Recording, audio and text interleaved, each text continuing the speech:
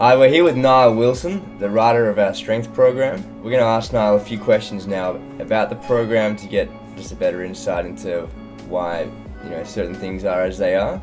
My first question for you, Niall, was can you please just briefly give an overview of why the program is laid out like it is? So, for example, why do the weights and why doing the trunk work specifically? Right, so your specific goals are mainly sort of rings orientated. I targeted the specific areas and specific muscles you use to be able to hold these positions. Now the weights I found over the years has been massively beneficial for me. It rubs off on my gymnastics personally, and it's not for everyone. I mean, this sort of program, I designed it for the first 3 weeks to build a base layer of strength, so you guys could get into it, feel the positions, feel the workouts, see how your body responded to it, because I mean everyone's different. I definitely wanted a variety just to see how you personally responded, and the whole recovery side of things as well. I tried to design it in sort of a strength way where you would build strength quickly, so highlighting recovery methods, rest and things like that. Now, you just mentioned that the first 3 weeks is building base strength. Does that mean that after 3 weeks we're going to be changing some things? Yeah, so I wanted to get you guys used to doing similar workouts, positions using the right muscles, and then after 3 weeks you will have, because it's a 12-week program, we can then adjust things, adjust workouts, what works, what doesn't work, and then we can specifically go for them goals and go for them positions and do more specific workouts.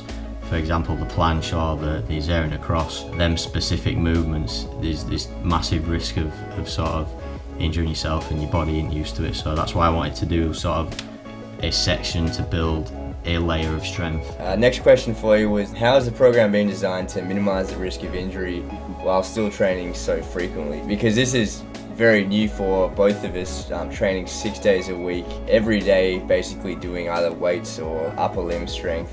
Your body is going to adapt to what training you do, and over the years that's worked for me. So I've give you a daily conditioning routine and split it up so like you can try and recover. So I wouldn't do like a weight session back to back heavy, or a rings session sort of back to back days, and your body is going to adapt to that. And I've incorporated, because it's really shoulder based, so like the biggest risk of injury, and I found personally I struggle with shoulder impingement, and I've got down to a little recipe with that, doing cuff capacity work.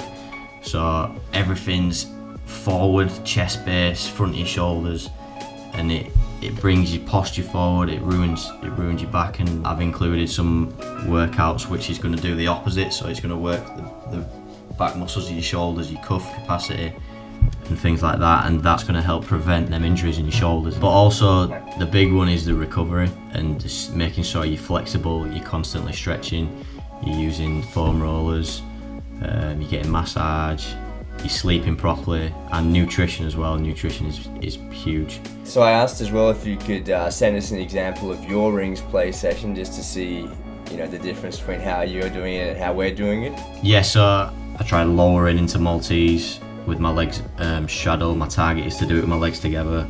I'm trying to press out across, so I did an Azarian to cross and tried to press into a Maltese. It's just things like this, and that's what I kind of want you guys to do. Just think of things that you could try. Just spend sort of half an hour working all the ranges, as I say, like lowering into things, lifting up to handstand, lowering across, try to press through cross with support. Just anything you can think of, it's going to help those little muscles that you need to be able to do those elements. Would you say that your rings play session a lot of the time turns out to be, in a way, like a max out session where you're doing stuff that's significantly difficult for your strength level? Yeah, definitely, and we tend to do it together, and it turns into a little competition, and I want you guys to do the same. We tend to do it right at the end of the day. I won't just repeat that over and over again, because it is quite tough, and they're like my limit of what I can do on rings, and I think that's what I want you guys to do. I want you to test yourself and really give it like 100%. If you try to lower across and press back out, like psych yourself and sort of max out, I'd say probably maximum. That's so sweet. I love that. My last question for you was in regards to rings play, of course. Are we able to, if we feel like I want to go for a planche on the parallel bars, try it there, or use the cross trainers, or do you say only use the rings? Do whatever. For me, I found the most benefit over the years of trying to learn a skill and a position. The best exercise by far, hands down, is doing it, trying it.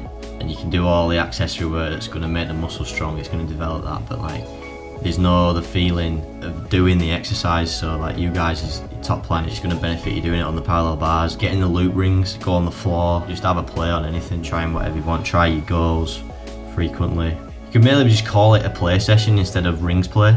That's all the question I had for you now. Thank you very much. I better get Azarian, mate. Yeah. You will.